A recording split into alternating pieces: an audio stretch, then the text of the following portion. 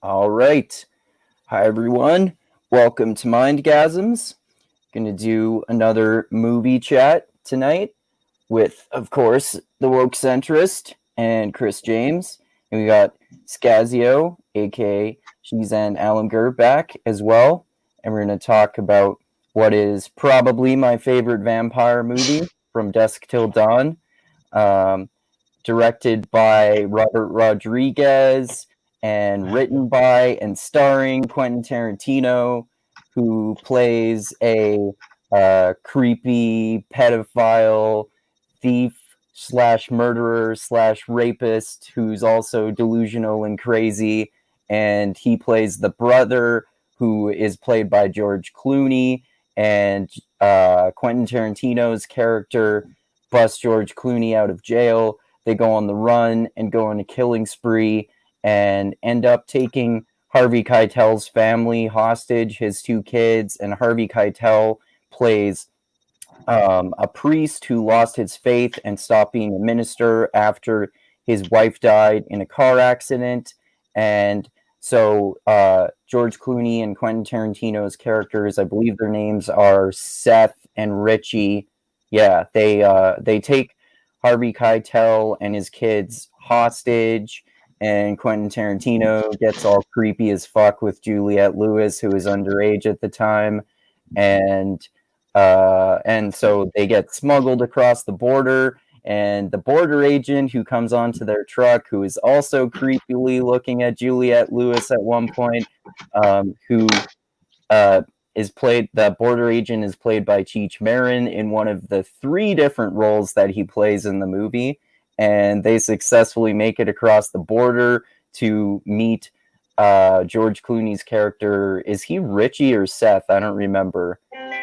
But he plays, they get across the border and they go to this strip club called the Tea Twister, and basically they're supposed to wait for Carlos there. It turns out that the strip club is actually a den for vampires, and then basically the rest of the half or so of the movie is awesome epic vampire battles. And there's also, of course, an awesome strip scene with Salma Hayek, who was hot as fuck at the time, so that's nice as well. And yeah, it's just a great movie overall. I think there's a little cheesiness with because Robert Rodriguez directs it, and the dialogue is awesome because it's written by Quentin Tarantino. Oh, yeah, the dialogues are really good. Yeah, and he does a really good job of playing a creepy, dark, crazy motherfucker. And yeah, it's just an awesome movie all around, in my opinion. So, what do you guys think about it in general? I at first, like I was saying before, at first I found it hard to get into. I was like, "What's going on? This is so psychotic and disturbing." Mm-hmm. But then the other character, the guys in the trailer, what is it called? Oh yeah, the like motorhome car. The motorhome cast. Those, once they show up, it's more relatable, and then Yeah, Harvey Keitel's character is really great in it too. He's always a really good actor, and he does a good job of playing that priest who lost his faith because his wife died in a car crash and had an excruciating and slow, painful death. And I like how he, like, basically George Clooney's characters, Seth, I think it is, he basically has to convince him to get his faith back so they can use him as a weapon against the vampires. That whole aspect of the story is really interesting. oh yeah, he becomes the MVP. They're all gearing him up. It's interesting how they just assume like all these things about the nature of how to fight vampires and everything, and it just works out. It just works out on the fly. Yeah. I like how the characters are all dumbfounded that vampires exist too, which is realistic. They're like, I don't believe in vampires, but we have to fight these fucking vampires. Yeah, I don't care if I live or die. We have to kill all these vampires. Yeah. Get rid of them. Yeah. I didn't understand his character switch. I guess it's because his brother dies, right? Yeah. Yeah. All Yeah. right. Quentin Tarantino, he gets bit by Selma Hayek when she turns into a vampire, and then he eventually turns into a vampire, and then George Clooney has to kill his own brother. But yeah, Dusty and Chris, what did you guys think of it?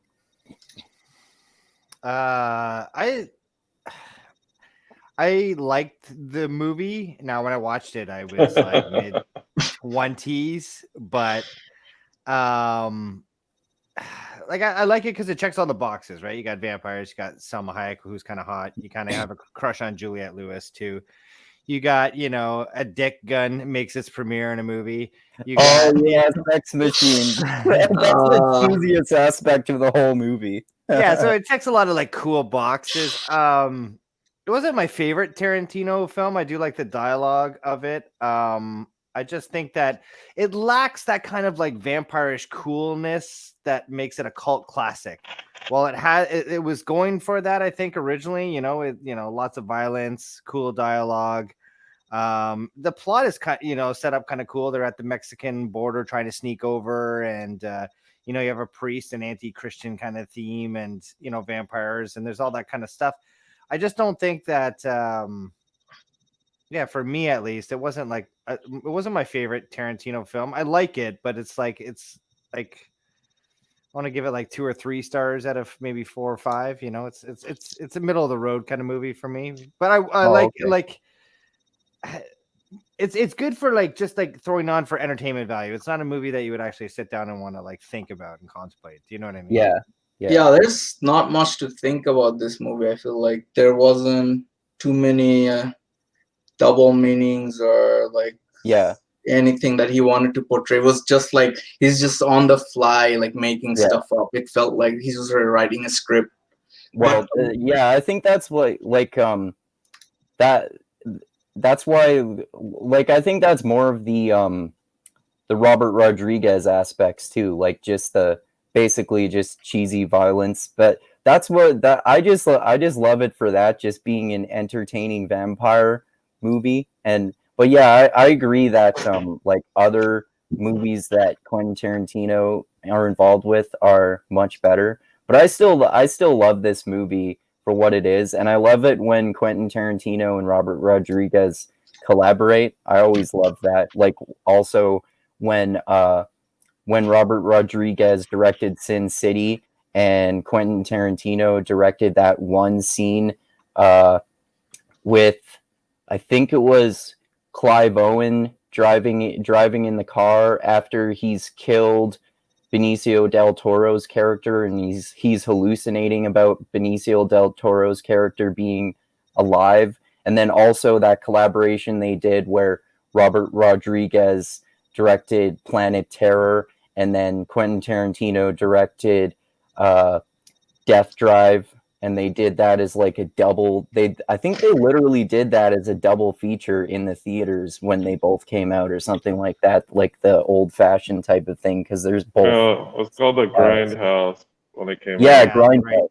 Right. Yeah. I do want to say that I think like Tarantino brings a lot to the film, though. I think like obviously he was the one that manufactured the script for it, right? Which is awesome. He also like he plays that Seth character really creepy, like he plays it really well.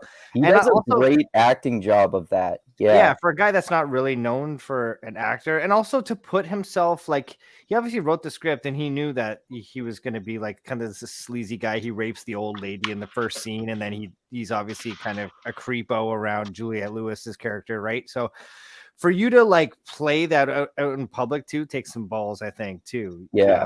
So I think Tarantino I think brings a lot to the film, and I liked all the characters and stuff. I like Clooney's performance too. Like it was apparently his first movie. What was it? I'm not quite sure about that, but I think his performance was solid. Like even for a guy that's working with a serial killer and a rapist, like he does a pretty good job in getting the audience feel like he's the protagonist of the show. This is definitely my favorite performance by George Clooney too. He's never been in other movies like this that I can remember anyway. Yeah, it was definitely a step up from what was he doing before that, ER or something like that. Yeah, I think so. Yeah. So What did you think about the movie, Dusty? I think you hadn't seen it before, right? No, I've seen it before, but I saw it like a long ass time ago. Oh, okay. But yeah, I thought it was really fun. I really remember how nuts it was. Just well, we got to mention like the dick and balls gun or whatever that was. Yeah. Sex machine had. Yeah. Probably one of the most ridiculous things in the movie. Yeah, Like, it man, seems that like is it's such like a motion sensing, and it comes out right where his crotch is. It's so funny. Yeah, and and then, also that part where he's like turning into a vampire, I thought that was funny too. Yeah, when he's trying to conceal it from everyone else, that part was cool. Yeah, the kid is like looking at him and he's like turning into a vampire. Yeah. He's like trying to hide it for some reason. Yeah, like his hands turn all vampire-y and he puts them behind his back and then he feels like his tooth coming in. Yeah. That's a really funny part. It's interesting how they just go to a random bar and there's all these outlaws that are ready to fight. That are like capable of fighting vampires. They're just there. Yeah, that's funny. And it's funny too that we find out at the end that Carlos, who is one of the other three characters played by Cheech Marin, that he just selected this bar at random. So it's just like coincidental that they show up at this strip club for outlaws, which is full of vampires and also like mercenaries or something like that who are really good at fighting vampires. Yeah, that guy was like, we had to meet at some place. I drive over this place. Why not? But he was right. There was no cops there, so it's good. Yeah, that's true. It's funny because if there were cops there, maybe some of them could have helped kill them more of the vampires. Yeah, it's almost in a surreal kind of location. It's like in the middle of the desert. It's not your typical strip bar. Obviously, it's kind of like kind of reminded me like a demon Satan castle turned into a strip bar. But yeah. Well, what we see at the end of the movie too, in the final shot, that it's actually a strip club. That's the front of the building, and then the back of the building is this ancient vampire temple with a whole bunch of that's also like a junkyard of people that have come there and they have killed and shit like that. So that's why it's got all like that old structure in there, because I think they just literally converted that part of the temple into a strip club to draw victims in. I didn't notice that part. Yeah, it's the final shot of the movie. Oh yeah, it does look like some kind of pyramid or Aztec pyramid or something. No, yeah, it is like a pyramid. Yeah. So, what were some of your favorite parts of the film? To me though, my favorite part was when they were when George Clooney's character and Harvey Keitel, once he gets there, like basically once Harvey Keitel starts using his religion as a weapon and turns that cross or that shotgun and baseball bat into a cross, and then they go and outfit themselves against the vampire, and that's Harvey Keitel's weapon, the shotgun and the baseball bat or whatever it is that he turns into a cross, and then he blesses holy water so his son can have like a weaponized super soaker and water balloons, and Juliette Lewis has that crossbow, and then George Clooney's character has that like giant drill that he puts a stake on and turns into a stake gun. that Oh, was yeah. the They fighting call it the vampire. wooden dildo machine. The what? So the wooden dildo machine. Yeah, the wooden dildo machine. Yeah. Yeah. Also, that part where the Asian kid was getting eaten by the vampire, and his sister just fires a shot, and everyone just explodes. I don't know how he just Yeah. exploded. I was Yeah, confused about that I don't too, know but either. and then I thought maybe she hit one of his water balloons and that's why that happened. But they don't really show that, I don't think. No, No, they don't I show don't remember. this. Man, that movie was like such a. It's hard to remember. It's weird. It went by real fast. I think Yeah. I started like really focusing on it like when Salma Hayek shows up and Yeah, that makes, everyone turns into vampires yeah. and just crazy stuff begins. That's when I got my attention like totally locked on it. Before Yeah. that, I was like, "What's going on?" Yeah, that's when like the most exciting half of the movie starts basically. All the epic vampire battles and the strippers and everyone else there turning into vampires. That's interesting the way they die too. I mean, like that's some sort of like cheesy 90-ish special effects, but I like it for what it is too. And it's interesting how they turn into goo before they burn up.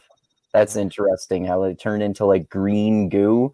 Like that first part, when I forget who it is, but one of them uses a knife when everyone is first turning into vampires, and they cut one of the vampires with it, and then another character looks at the knife and it's leaking like green goo instead of blood. Yeah, there's another scene where if I remember correctly, one of them melts on a pool table and their eyes come out and then they go into each pocket. Is that right? Oh yeah. Yeah. It makes the sound effects. Yeah. There's so much like gruesome comedy too. Like when everyone is first becoming vampires, the band you see that the lead guitar player of the band has like mutilated a corpse and is using it as a guitar. Yeah. Yes, that's one of my favorite parts. Yeah. And that's funny, like they want to go kill the band, and then the band do they blow themselves up, or what the hell did they do there? Like they just disappeared. They just exploded. They were like, the show's over" or something. And Yeah, that's funny. I don't know. This movie is like the ultimate like confusion causing, like what's going on. It's very confusing. It's like you have to really try not to think about this movie. Yeah. Yeah, because Cheech Marin shows up at 3 times, playing 2 different people. Yeah. Yeah. I wonder. Oh, I remember a very big thing was the whole pussy speech, like before they go into it. Yeah.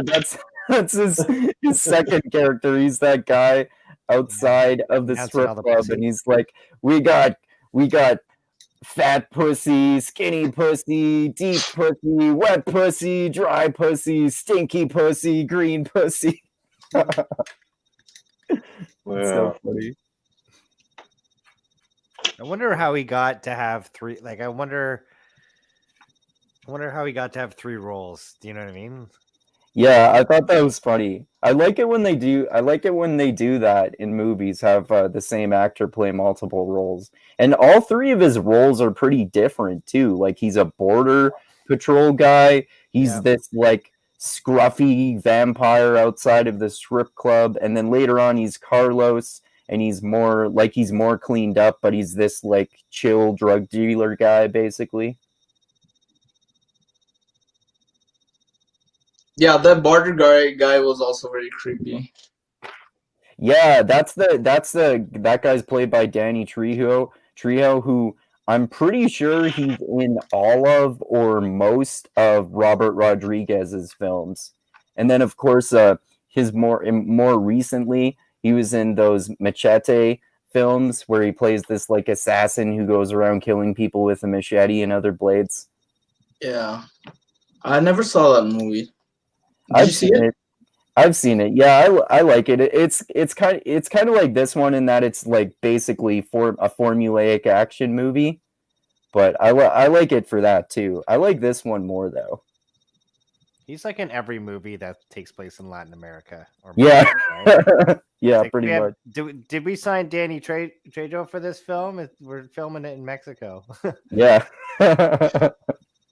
yeah, pretty much. Also, the guy, what's his name, Frost? That guy was pretty interesting. Like all the characters, they're like usually you won't be able to. They're like really mentally deranged characters, but yeah, in this movie, especially in the second half, it's like you're rooting for them because they're like the good team. Yeah, yeah, So for sure. strange. Yeah, definitely. Those like those other characters who who help them kill vampires are interesting. Like we mentioned Sex Machine, and then there's that guy who's like a big old tough Vietnam veteran. Yeah, he apparently like went into like a Vietnamese camp and like murdered everyone while Yeah, they he were murdered like sleeping a or whole something. squad of the Viet Cong with his knife, and he goes What into the- that dark monologue about it. Yeah. When he turns into a vampire, I thought the design was funny too, like his character's design, the vampire design for that guy. Yeah. Oh, that reminds me of another funny, cheesy part when after he turns into a vampire, Oh yeah. Harvey Keitel shoots a hole in him, and then he sticks the shotgun through and is moving the guy around to shoot other vampires with the shotgun still in him.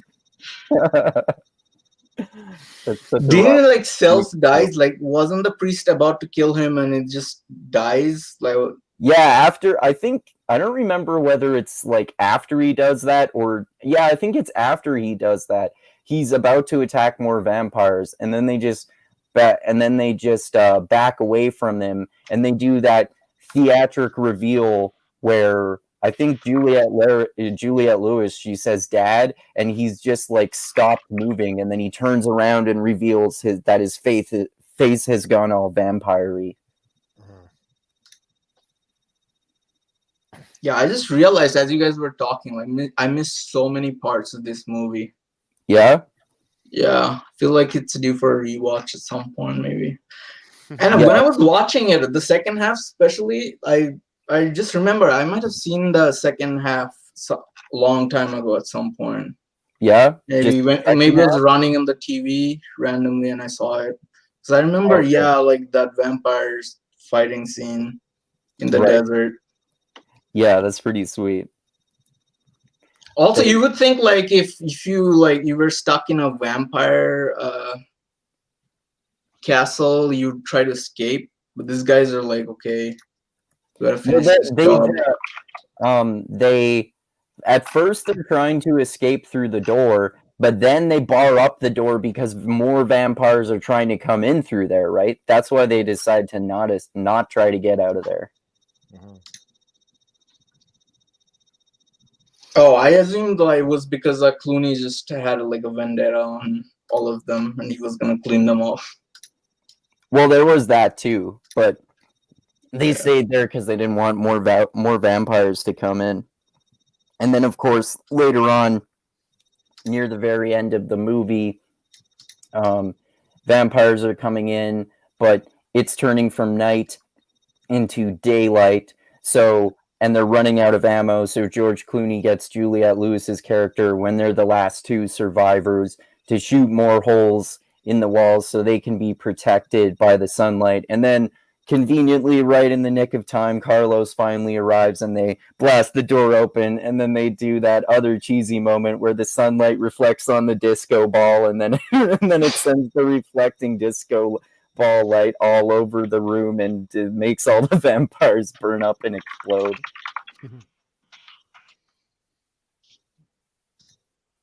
Yeah, and also like they're not sure where they came from. They just assume they're vampires, and the priest is like, I don't believe in vampires, but I Yeah. believe in what I saw. Mm-hmm. It's like similar to what George Clooney's character said, right? I don't believe in vampires, but we got to kill these vampires.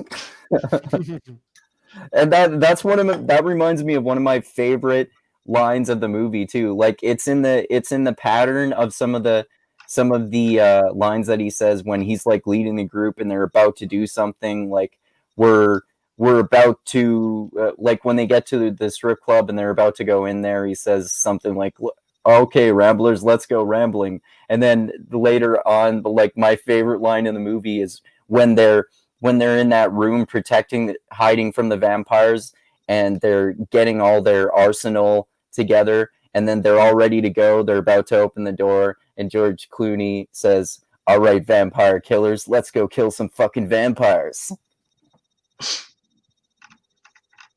I love that line. Oh, sorry. I forgot my mic was muted. Oh, okay. Yeah. Also interesting that all the female strippers happen to be vampires the whole time as well. Yeah. I thought that was funny. Like when they are. when Selma Hayek turns into a vampire and bites Richie, I think it is Quentin Tarantino's character. Mm-hmm. Yeah. Oh yeah, she has like a good speech to her before she does it. What was that? I don't remember that. Yeah, I don't remember either. It was something about, I don't remember, stepping on him maybe. Oh yeah, Isn't it the chandelier that comes down and yeah, and then he just brings the chandelier down. Oh right, yeah. Yeah, Oh, so apparently fire like kills them too, I think, because there was fire on the chandelier. Right. Yeah, I think she got impaled by the chandelier. Yeah. She got impaled too. I like that part too. That reminds me when they figure out that they can use the chair legs as stakes, and then there's that part where that big Vietnam veteran, he's just like lifting up vampires and throwing them onto the upside down table to stake them. Yeah, and the vampires were like really, don't they like discuss it like they're like really soft, they're not as tough as humans. Yeah, they discuss that they're softer, so it's like easier to kill them basically. Yeah. Well, for the most part, I just thought like he did a good part capturing like really like psychotic characters that are like functioning on a completely different wavelength. They're in a completely different reality. It feels like before even the vampire starts. Vampire thing starts in Mexico in the Titty Twister bar. I feel like the movie really it really portrays that, gives that really disturbing feel. Yeah, definitely. Like you said earlier, it gets fucking dark, especially with Quentin Tarantino's character, like how they go to that. It's like George Clooney's character is always trying to stop Quentin Tarantino's character from doing some fucking crazy shit. Like they go to that liquor store, and then they have that cop come out who, interestingly, that guy who plays that cop, he plays small roles in a lot of Quentin Tarantino's movies because he's a big fan of that actor, and he often plays that same kind of cop. Like he basically plays the same character in the Kill Bill movies or Kill Bill Volume 1, whichever one he's in. Basically the same kind of cop, and that whole scene at the liquor store is really interesting too, when they have those women hostage, and they're hiding with them when the cop comes into the store, and then basically Quentin Tarantino's character ends up killing him anyway because he's like paranoid and thought that he was the clerk at the liquor store was signaling the cop when he came in, even though he wasn't, which is our first sign that he's delusional. And then, of course, later on, when they're at that hotel. George Clooney leaves Quentin Tarantino alone with that woman from the bank who they kidnapped, and he seems like really harmless at first and gets her to come over to the bed and watch TV with him. And then when George Clooney gets back with some burgers, there's also a little Easter egg here that's a reference to Pulp Fiction at that part. I don't know if you guys caught it, but I think I only caught it because I heard about it from somewhere else. You can see the bag from the fast food place when he's getting out of the car and going back to the hotel, and it says Big Kahuna Burger, which is where those guys get burgers from at the start of Pulp Fiction. And then he goes into the hotel, and then we find out very soon that Quentin Tarantino has raped and killed and mutilated the fuck out of that banker woman's body, and he's all like paranoid and delusional and said she was talking about going against us, and the George Clooney's like, that woman wouldn't say shit if her mouth was full of it, and he's like clearly really fucking disturbed and stops in his tracks. And that's really I like the way they filmed that scene too, because they just show George Clooney standing there, and then they just show little flashes of all the gruesomeness, and he's like, "Oh, do you think I'm like this? Like, I don't kill people who I don't have to kill. You're like fucked up, bro. Stop Yeah, being a." that was strange because he killed that cop right at the start. Wasn't it Clooney who killed the cop? No, I think it was. Well, I think no, it was Quentin Tarantino, wasn't it? Oh, it yeah, was Tarantino. Tarantino killed the guy behind the counter because he thought that he had lipped something off to the cop, like Yeah. save us or something like that. But I think that George Clooney, he knows after that, and obviously him raping that woman in the hotel, he knows that his brother is just like likes to murder people, right? Yeah, I'm not quite sure like if he was delusional or if he was just addicted to murdering, so he would just make up excuses. I think it's probably some of both. I think he was delusional, but he also liked murdering people. Oh yeah, for sure. Yeah. And then also, of course, like I said earlier, Quentin Tarantino, he gets, like we were talking about, he gets all fucking creepy with Juliette Lewis, and she's like clearly underage, and he like literally hallucinates her telling him to eat her pussy, even though she's like 16 or something like that. Yeah, that's right. I totally forgot about that. And then I didn't know it was what did they imply was a hallucination? Yeah, I mean, it totally seemed that way to me. Like, remember, they're in the hotel, and when Quentin Tarantino and George Clooney first get into the hotel room with Harvey Keitel and his family, after they get there, Juliette Lewis comes back from the pool and she's in a towel and bathing suit, and then when Quentin Tarantino is standing behind her, pointing his gun at her, he's like looking at her all creepily, and then it seems pretty clear to me that he's hallucinating because she turns around and says something like, "Will you eat my pussy for me, please?" Like, I don't think her character would have actually done that in real life. Yeah, I thought what I thought was she was trying to like pull off a trick to like get a gun or something like that. So like, no.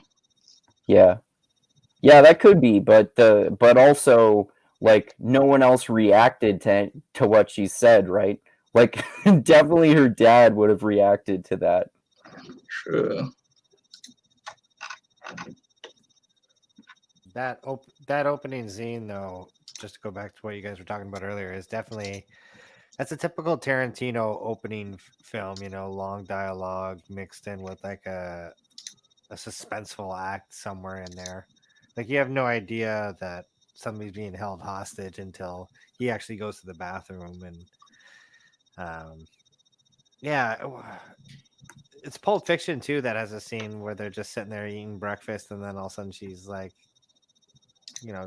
get down on the ground, I'll execute every last one of you, right? So same kind of thing. It's like this whole dialogue and them just having a regular conversation. It's a typical Tarantino kind of opening for a film. So Yeah, definitely. And then the liquor store exploding, that's a typical Robert Rodriguez opening for a film. yeah, as they're talking about, they don't want to leave their presence behind or make themselves known. Yeah. No murders, and don't leave a trace behind. Yeah, that was clean. That was a clean escape. yeah. I like how it seems like and Robert Rodriguez kind of does this in his movies anyway, so I think it is probably the case that when they're showing all those news reports about how Quentin Tarantino broke George Clooney out of prison, and they're interviewing the cops who are on the manhunt for them, they're speaking all cheesily, like the news reporter is like, this happened and this happened, and then the cop it zooms in on the cop's face and he's like, we're coming for you. We're going to get you. That part's really funny. Yeah, I mean, I gotta rewatch this movie. I feel like I missed so many parts. There's a lot of hidden gems, I guess. Yeah, it's definitely worth rewatching, I would say. There's like we were talking about it, it's a pretty formulaic movie, but there are a lot of little parts that you can definitely miss the first time around too, for sure. True. Yeah, it's good watch. I think I saw it what was it, 94, 95 when it came out? I think it was 96. Okay, yeah, I saw it obviously when it came back out then. And then I watched it recently because I knew we were gonna have the chat, but yeah, it still holds up. The CGI is a little bit like, obviously, Yeah. it kind of reminded me of like Indiana Jones in the Temple of Doom, kind of like, Oh yeah, into the face is that same kind of CGI. Obviously, or like the end of Raiders of the Lost Ark when people are being melted by the Holy Grail too. Yeah. So I like the CGI is kind of I don't know, if you watch it now, it's obviously the CGI is way better in movies now. And I think it's fun. I was gonna say if it came out now, the CGI would be better. But honestly, it's a movie that probably couldn't come out now. Do you know what I mean? Because there's so much. Yeah, I kind of felt that. I kind of felt that thing about this movie. Like, this is not a movie that would be out right now. It's like one of those. It's a good piece of art, but it's not. It's not for everyone, for sure. Yeah, it's pretty dark and fucked up, for sure. Well, I mean, like Quentin Tarantino and Robert Rodriguez, they always make fucked up movies too. Mm-hmm. But why specifically do you think it couldn't come out today? Is it like the pedophilia aspect and like the creepy, fucked up Quentin Tarantino character? Yeah, it's got everything from like misogyny to like just gore and racism. Yeah, and all sorts of like, even like, I don't know, it had a lot of themes, even like especially that guy like killing those guys when they were sleeping, like that was also disturbing. Yeah. Also the priest, I think that guy was interesting because he was, I don't know, that guy saw like good in everyone or something. I thought it was strange because all those people are like really dislikable. Yeah, I mean, to me, it seemed like that was sort of an aspect of... What's that? The theory? My theory is that this couldn't be made today because, one, people are well aware of Tarantino's like foot fetish deal, And I don't think he'd be able to get like an A-list or woman celebrity to stuff her foot in his mouth. Oh yeah, that Selma Hayek did. Yeah. Yeah. She might be less likely to do Stuff that. her for wait. In this movie, Salma Hayek, there was a scene where Remember in her big strip scene, she finishes it off by going onto the table where they're all Quentin Tarantino and everyone is all sitting, and then she basically puts her foot like right above his mouth and then takes that bottle of alcohol and pours it down her leg into his mouth, and then he just puts her foot in his mouth at one point. That you think that's why they wouldn't be able to show it now? They could probably make it these days. It just would be minus all the kind of iffy woke or stuff that, yeah, like the pedophilia stuff. Like, yeah, it would just be a toned down version. I feel like if it came out today. Yeah, and everyone, even the kids, they were like cool with that. At the end of the movie, the girl was like totally fine with all that happened. Like, she said, "I'm sorry for all the things that happened to you," and she was like, "I'm sorry too," something like that. Thought that was strange. They wanted to tag along. It seemed to me that was this thing that happens in action movies when people bond over hardship and extreme circumstances. And I mean, some of that might be maybe a little bit Stockholm syndrome too. But that's an interesting part at the end of the movie too, when Juliette Lewis and when Carlos gets there and they're out of the strip club, and George Clooney has a car and he's about to drive away, and she asked if she can go with him, and he says, "Do you know what El Rey is?" And that's an interesting part at the end there, because it's sort of like mysterious, leaving you to wonder what El Rey is. And he's like, "You don't want to go there, go home." And so I wonder what it is that he's going to, because like I think at that point he would be okay with taking her to, I don't know, somewhere like a place full of criminals or bounty hunters or something like that. So I get the impression that El Rey is this dark shit, and maybe that's revealed because I don't remember, because I've seen some of the TV show based on this movie that's on Netflix, but I bailed on it because it was like way cheesier than even the movie is. And I saw, because I watched this on Amazon Prime this time, that there are 2 sequels to this too, which I didn't even know. There's a From Dusk Till Dawn 2 and 3, but yeah, have you seen those? No, I haven't seen them. I don't really want to watch them, to be honest, because as far as I know anyway, Quentin Tarantino and Robert Rodriguez had nothing to do with them, so they don't really interest me that much, to be honest. Yeah, same here. I know of them, but I haven't seen them. Yeah, I haven't really had an interest to watch them either. But yeah, now that you mentioned that Tarantino and Rodriguez had nothing to do with it, yeah, definitely not going to watch them now. But I was curious if you'd seen them at all. Yeah, I did see the show, like I mentioned, and it's interesting because they go in a little bit of different directions with the character. There's one thing I'll mention. What's that? Yeah, we have a little bit of lag, but From Dusk Till Dawn 3 was written by Robert Rodriguez. Oh, it was? Oh, I didn't know that. Okay. I didn't check to verify what I said. Part 2 has no involvement by either. Oh, okay. Yeah, I don't know much about them. I haven't seen them. I just saw the first one. I wonder if the third one is worth watching if I don't watch the second one, or if it's not worth watching because you would have to watch the second one to know what's going on. And I don't really want to watch the second one if it has nothing to do with either of them.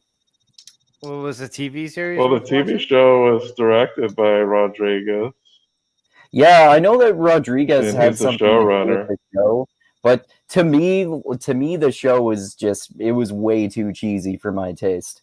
Like, I'm pretty sure I watched like maybe the first half of the first season or thing. I think there are maybe 2 or 3 seasons of the show now, but I bailed like halfway through because I'm like, this isn't really that interesting, and it's like 10 times cheesier than the movie is, and it's not that great, in my opinion. At the end of the movie, I felt like I could watch a sequel, or like I wanted to know more about what the hell's going on, just out of curiosity.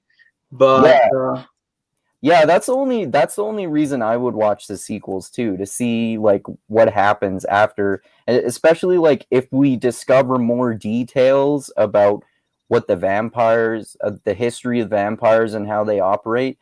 You do find out a little bit more about that in the TV show, and that aspect is interesting. That's what kept me watching for a little bit. But yeah, I wonder if they get into that in the movies. I bet they probably do. So that would probably be an interesting aspect of them, at least. yeah, it looked like he was gonna set for a new interesting adventure or something. Yeah.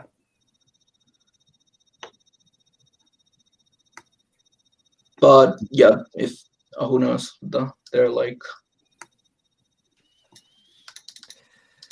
I thought the recent Tarantino movie, what was that? The one with Brad Pitt and.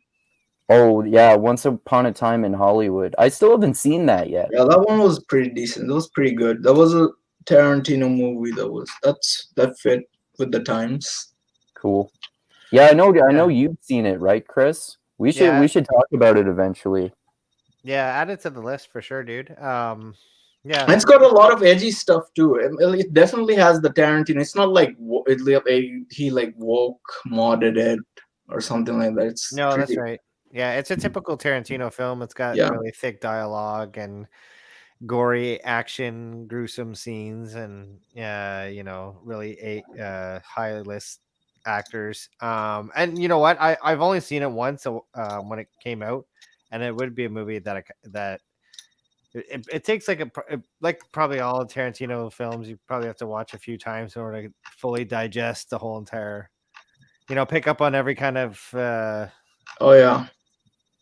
Directorial quirks and Easter eggs that he throws in there. So yeah, definitely one that I want to watch again for sure.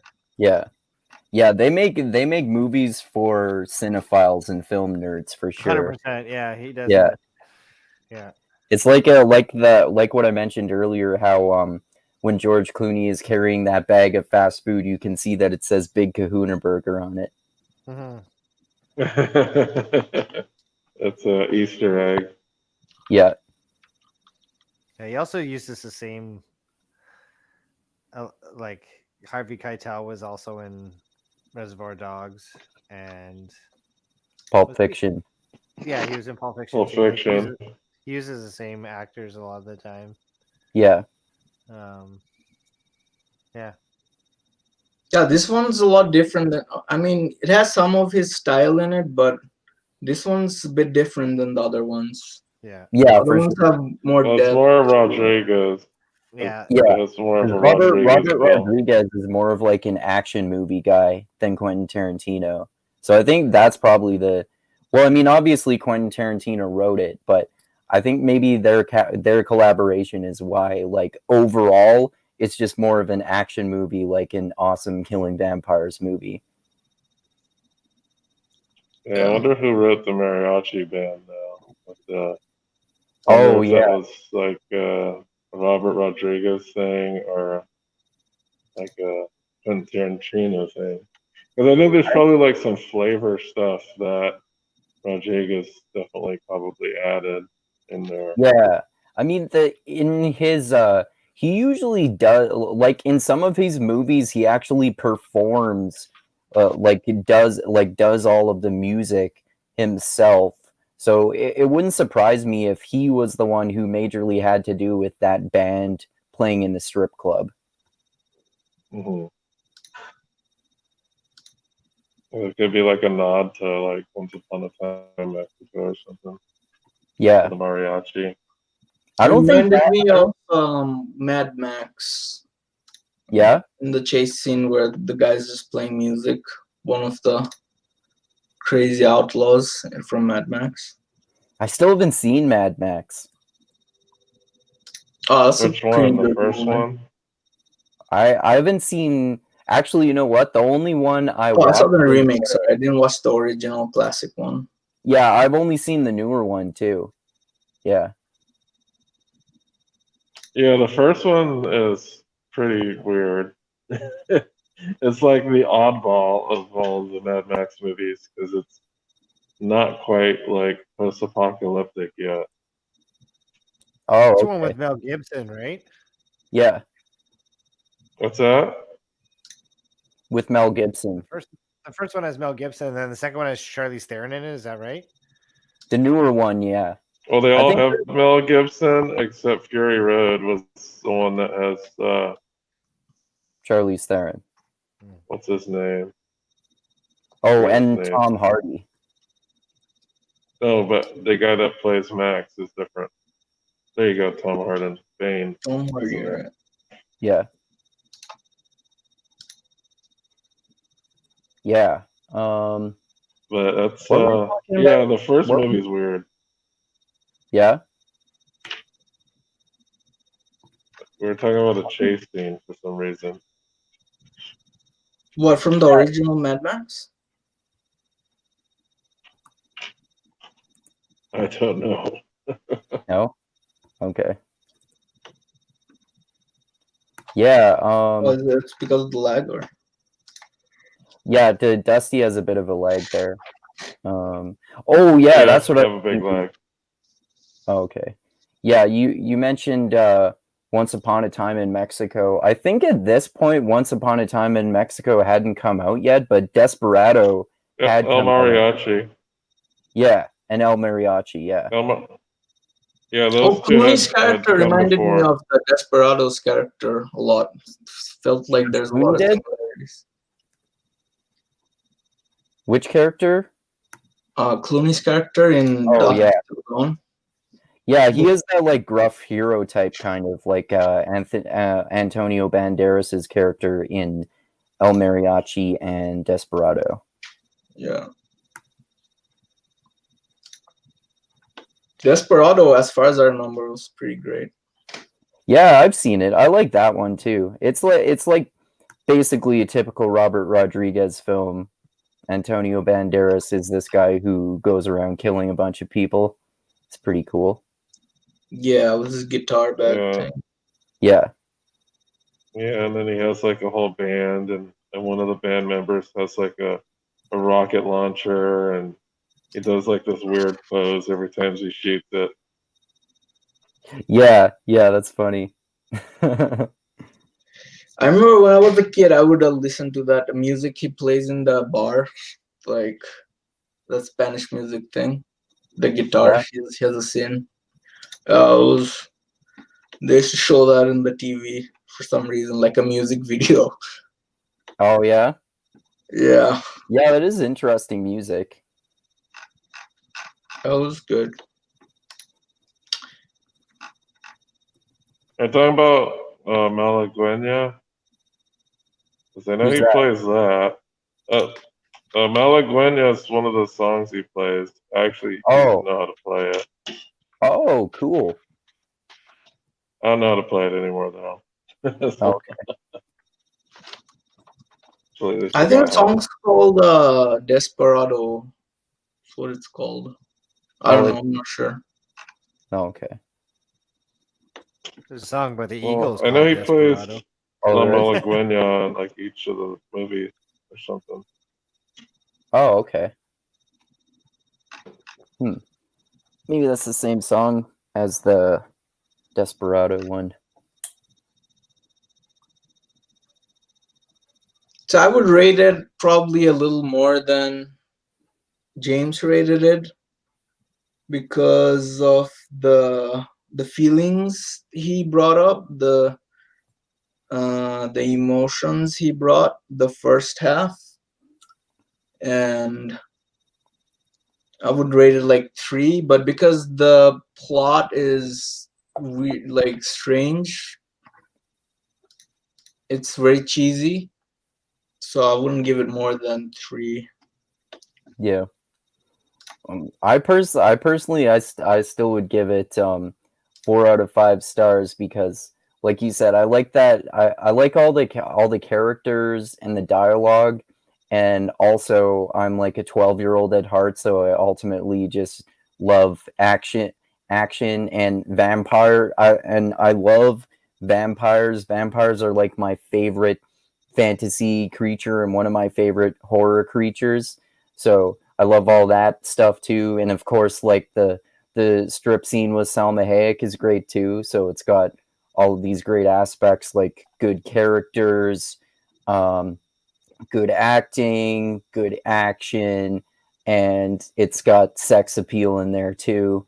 And yeah, I just like I like it for what it is. Like you said, there aren't as many like layers of meaning, or it isn't like as cleverly constructed as something like Pulp Fiction, for example, but I still like it for what it is. Like Pulp Fiction, I would give 5 stars out of 5. I would give this one like 4. Yeah, I would rank. Yeah, Yeah, I think I'm Pulp with Fiction is Andrew. 5. Yeah? Yeah, I would give it 4 stars. I think the Selma Hayek scene merits the 4 stars. I mean, Yeah. Yeah, Yeah. it's I was definitely like, worth a God That's star like half for of damn. every guy's star for that movie. Yeah, definitely. You just forget how hot she was. I was like, I Jesus, know. she totally earns that status. Like I you know. just completely forget, and they're like, I know. holy crap! I forget like every time before every time I watch it too. Like this time, I was like, God damn, she has a fucking perfect body. I was It's googling her name, ridiculous. like who the actress is, and I was surprised that it's Salma Hayek because I feel like Salma Hayek looks a lot different in Yeah, most of she's the other much older movies I've now, seen. obviously, right?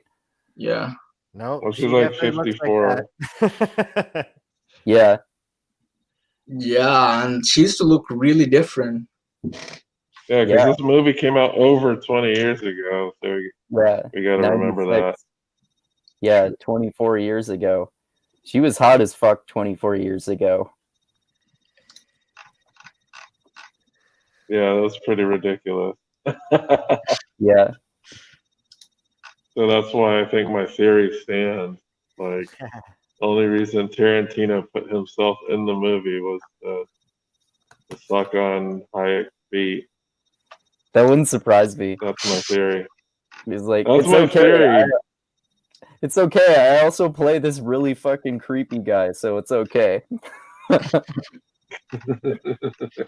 He did a good job playing him, but Yeah, he really yeah, I did. think he wrote that scene in. He either wrote that scene in on purpose because he knew he was going to play the guy. Like, I'm assuming that, I don't know, but I know that scene was like purposely made for him so he could do Oh yeah. that, or at least watch it being done. What, the dance scene? Yeah, yeah, the strip scene with Selma Hayek. Well, the worse she pours the beer on her foot, then he drinks it. Yeah.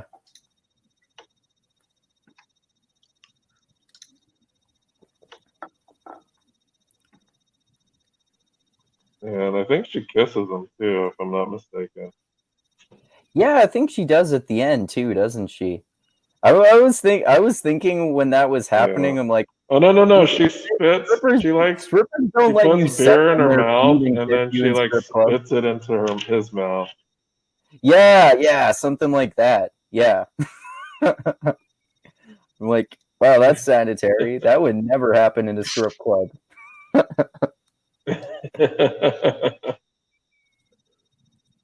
But yeah, well, it's a Mexican strip club. I don't know if you've been to one of those, but No, I the haven't been standards to are a like lot a lower. clearly illegal Mexican strip club. So yeah, that might be the case. I mean, if that were the case, I bet the strippers would probably also be hookers too. So maybe they would do that. That's typically the case in Mexico. Okay. Yeah, and her character was like really going crazy when she saw Tarantino's blood, right? The hand. Oh yeah, because he Yeah, was I was like, bleeding. He was bleeding, and she was like salivating, and yeah, it's like halfway she was through- having an orgasm or something. Like, yeah. That's interesting too. That's one of the aspects that I like about vampires in general. There's this association. There's this like sexual association with their lust for blood, which is interesting because it's their food. I like that whole aspect of vampires in general. oh, your favorite fantasy creatures, vampires, but like vampires are portrayed in different ways in different Yeah. series. So, which type of when you imagine vampires, which ones do you think of? I don't know, man. I'm not sure. I'm not sure like what my favorite version of vampires are. Definitely not the fucking Twilight vampires. I like the vampire. The vampires are supposed to be bad. They're so like I don't know, like maybe the Blade vampires. Maybe those type of vampires would be my favorite, especially because they're like in the contemporary world and it's like realistic. If I had to say off the top of my head, I would say maybe those type of vampires or like the vampires in the underworld movies. I Oh like it yeah, that's what I was gonna say. The yeah, underworld I movie like it, vampires are pretty cool. yeah, I like it when they have like this whole organization process and sort of like government and yeah, like in the under I like the underworld movies for example because it's vampires fighting werewolves and the vampires are assassins. That's really cool too. Yeah, the first underworld movie was great, but Yeah, I like all of the Yeah. underworld movies. they got strange afterwards. They went pretty weird with the plot. They did, yeah. I always leave these chats with like a whole bunch of movies that I have to watch, or like, oh yeah, I want to watch that again. Yeah. Yeah, when I was thinking about when I joined the chat, the movie I was thinking of where this movie sort of gave me that feel at first, it was Sin City, the Oh Bruce yeah. Willis movie. Yeah, Oh, I love that movie. We should talk about that one at some point too, for sure. yeah, that's the kind of feeling like disturbing, like dark and weird, strange world. That's the kind of feeling I got from at the beginning. I don't know. Yeah, for sure. Because it's like from the perspective of really fucking dark and fucked up criminals, and they're the protagonists, right? Yeah, and they even seem like Oh, heroes. it's Robert They're like- Rodriguez again. Yeah, exactly. Yeah, Yeah, that's right.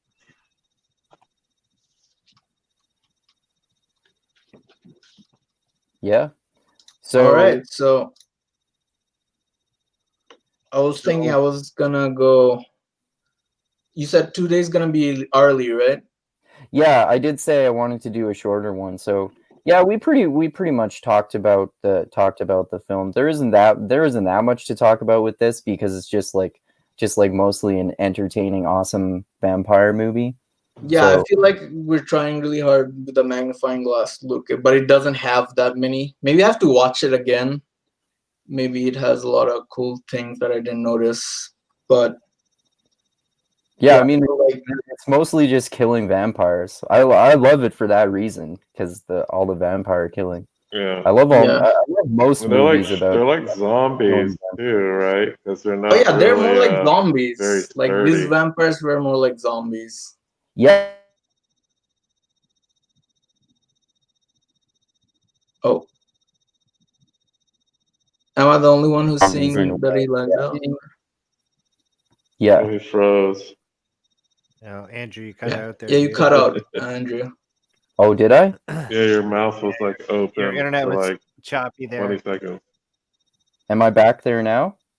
Yeah, you're fine now. Yeah, you're Okay. good now. It Okay. was just choppy for a minute. Okay. All right. Well, So I guess- was gonna say, the vampires. Didn't you feel like the vampires in this movie were more like zombies? yeah, they did seem like sort of a cross between vampires and zombies, I guess. Yeah. Yeah, with like, do you guys ever watch Star Trek with they had Ferengis with that kind of weird makeup? That's what they look like, Oh especially yeah, yeah, yeah. with They their have the weird face. Oh Yeah. yeah. Anyway, Well, they were All right. zombie like because they were really squishy and easy to kill. Yeah, exactly. Yeah, that's one major aspect that's like that. It reminded me of how they're like that in The Walking Dead, right? They have like soft heads, so they're easy to kill. Yeah, and they seem like they're slow and weak. In Blade, the vampires, they like portray them as like pretty strong, but the Blade also like slices through them pretty easily. Look, I like that one better. The Blade vampire killing. Yeah, we should definitely talk about the Blade movies at some point too. Those are awesome. Yeah. And Yeah, like those are Blade pretty was awesome. like kind of the like I was telling you guys, the first he has that fucking awesome line in the first Blade movie, right when he's about to kill Frost after he's turned into La Magra. Some motherfuckers are always trying to ice skate uphill. True. Yeah. So yeah, that's such an awesome line. All Hey, right. what do you guys think about the? Oh, yeah. sorry. Yeah, what were you gonna say? Never mind. Oh, you go ahead. I was gonna end it now since we're pretty much done talking about the movie, and I wanted to do a short one today anyway. But what do you Yeah. got to say there? Oh, I was just gonna. What do you guys think about the transition of power? Do you think this is just gonna happen smoothly, or do you guys think it's gonna get rocky? Because Oh, Trump seems to be he's filing lawsuits, right? oh yeah. Well, I think Yeah, it's but none of them are sticky.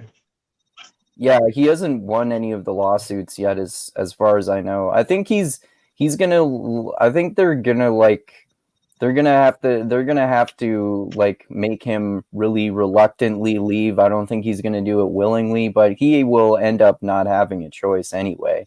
And I think it would have been more rocky if he had gotten reelected, because the people who hate Trump are like they seem much more willing to protest and riot and stuff than the people who are like pro-Trumpers. Although I know definitely some of them are like really delusionally devoted to Trump too. But like we were talking about when Chris Dusty and I did our podcast about the election, how one good thing about Biden being elected might be that the country will maybe be like a little less on edge perhaps once he's like actually the president. Yeah, a lot of people felt like things were going in the wrong really going direction. to depend on what conservatives are consuming as media. If they continue to like go down the dark path of going to like OANN and like Infowars and that crazy shit, then yeah, there's not really going to be much that can be done. It really depends on if you can bring like those super radical people back to normal, at least to like a normal baseline for Republicans, at least. Yeah. The same needs to happen though with like liberals though too. Like yeah, that's for sure. Yeah, liberals just need to stop getting crazy about all this woke shit. It's stupid. Yeah, they really are, and like they were like protesting the election since Trump got elected too. So Yeah, I've been a Trump hater from I think before he even got elected. But I felt like some of the things he was doing was good, but I don't think it was from a it's because he was trying to be an isolationist or he was trying to back out a war or anything. It's just it was politically convenient for him at the time, I guess. Two things for me. One, going back to like the movies we were talking about, John Wick. Have you had any interest in doing any of those movies at all? yeah, man, we should totally talk about those. Yeah. And about Trump, I haven't been.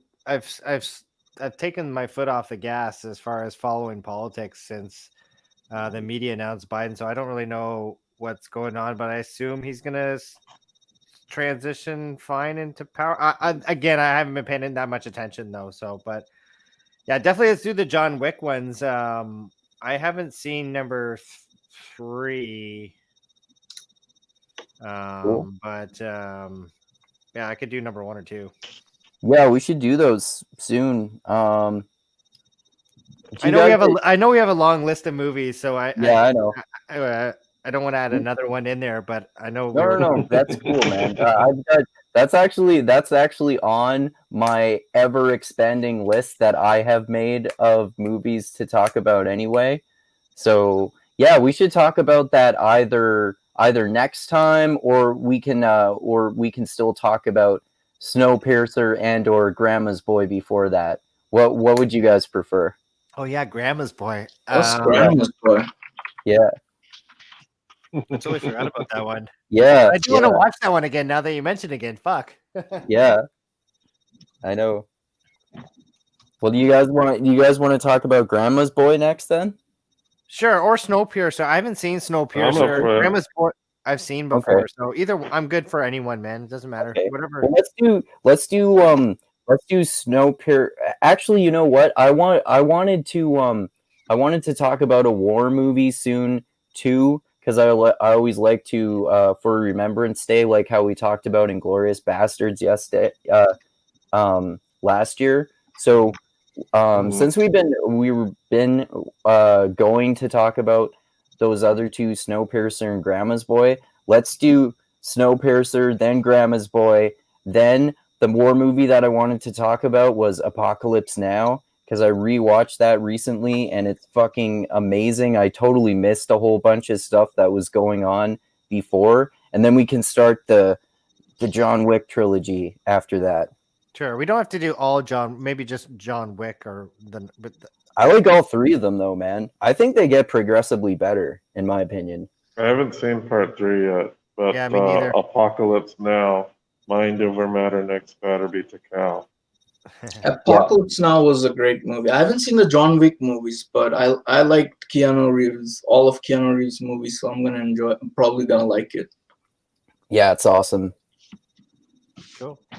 It's Keanu Reeves gun fu killing tons and tons and tons of bad guys, basically. Keanu Reeves, I call it gun jitsu because it's more like jujitsu, yeah. With gun. Like it's jujitsu with shooting. Yeah, they stole it from Equilibrium. Have you guys watched the movie? Equilibrium is more gun fu, but John Wick is more gun jitsu.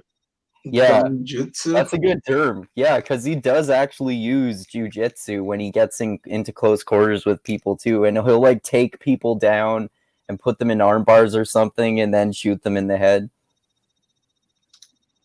Yeah, because he's not like on wires and doing like super crazy.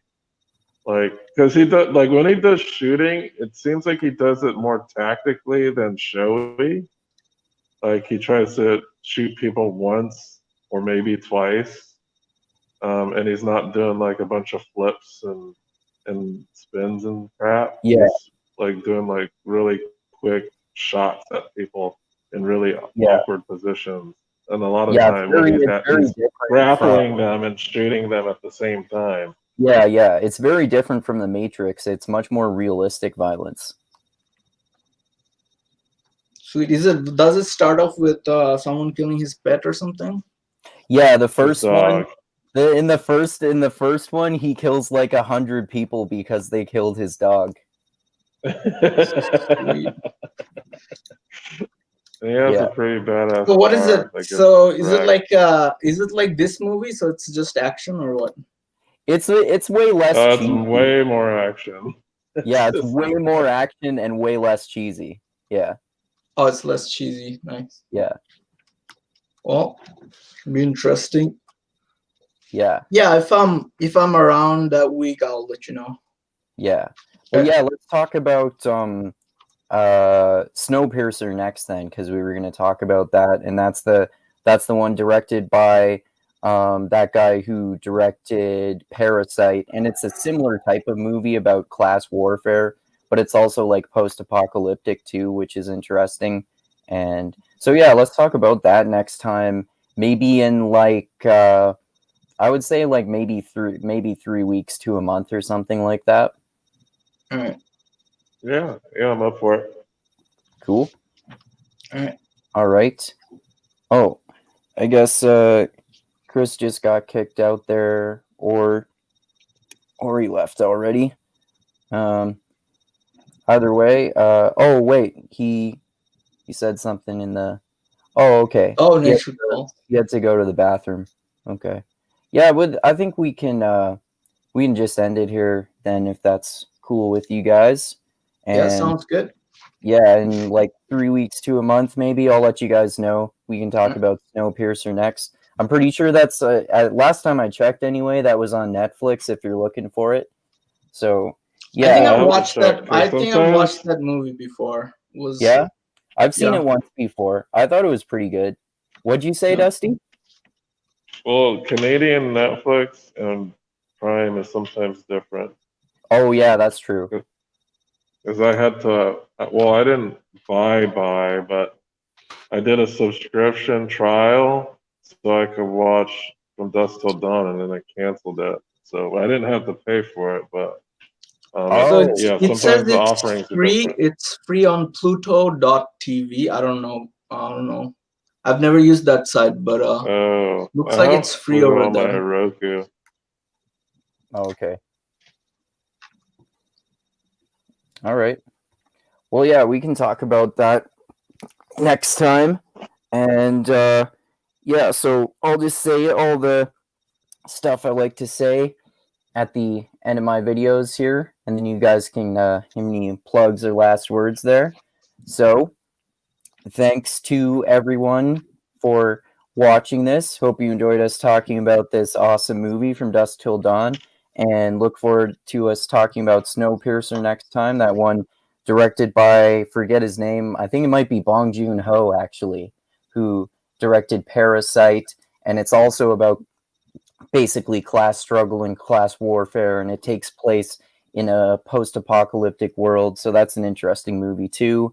And thanks to those of you who subscribe to the channel, click the like button on the video, click the bell to be notified when I release more videos. I've got some more Mindgasms Tremors clips from the RoboCop episode that Dusty and I did a while ago, talking Oh, about. that one was good. The RoboCop series you guys did was Yeah. pretty Yeah, funny. for sure. And yeah, so also thanks especially to those of you who give me money on Patreon, which I greatly appreciate. And I'll put the link for that in the description of this video, as I always do. And like I always say, I love you all. Keep being the tiny beam of light that shines through the almost impenetrable darkness in the universe. And most importantly, always remember this: the funk cures all, and groove is in the heart, and vampire movies are awesome, except for the Twilight movies. And and so yeah, you guys got anything else to You say? just lost your female fan base. Yeah. Yeah, I'll just say next week, join us at Mixed Mental Arts if you want to hear us talk about Blackout, the newest book by Candace Owens. Yeah. We're likely going to shit all over it. Yeah. So Can't if wait you have to high hear that hopes of episode. us Yeah. possibly praising it. Yeah, if you're having high hopes of us probably praising it, I'm just going to let you know now. I'm pretty 99% sure we're going to just take a huge dump on this book. Yeah. But yeah. we got to get some diverse perspectives. So I'm not, I'm not going to just try to limit the content to just, centrist ideas. I'll go right wing and we'll check out their ideas, and we'll check out left wing ideas. In this case, we're going to check out Candace Owens, and we're going to engross ourselves in the grift. Yep. All right. Yeah, exactly. Yeah. Sounds like an adventure. Yeah. Hey, Yeah. maybe she has good points in her book. Who knows? Yeah. Who knows? We'll find out. Probably does, but I'm sure there's going to be a shitload of bad points. So Oh yeah, we'll see. I'm expecting those.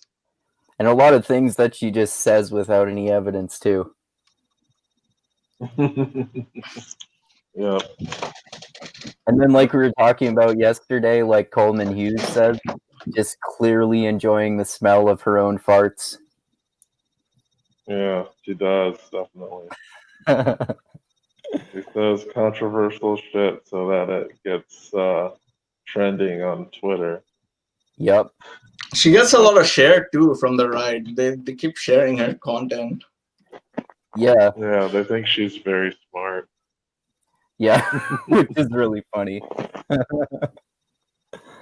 That right. reminds me of the Robin, that lady that wrote the "White People Are All Racist" book. Robin D.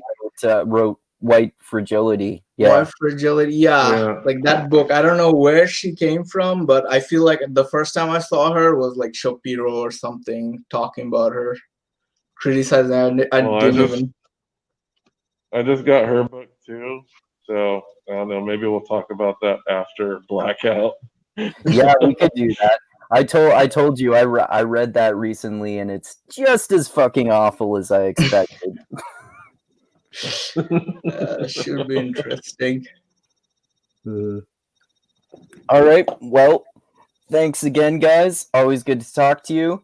We'll do another movie chat in like 3 weeks to a month or so, and Destiny and I will talk in Mixed Mental Arts next week about Candace Owens Blackout, and actually, yeah, a week from today too. Got another chat with another book chat with Dusty Parker and I planned for that book that we read. That's an old one called Memoirs of Extraordinary Mass Delusions and the Madness of, or Memoirs of Extraordinary Popular Delusions and the Madness of Crowds, which is about firsthand accounts of people who said that there were things like witches, werewolves, seances, ghosts, divination, alchemy, and all those sorts of things. So that'll be interesting too. And all right, adios until next time, everyone. Next time.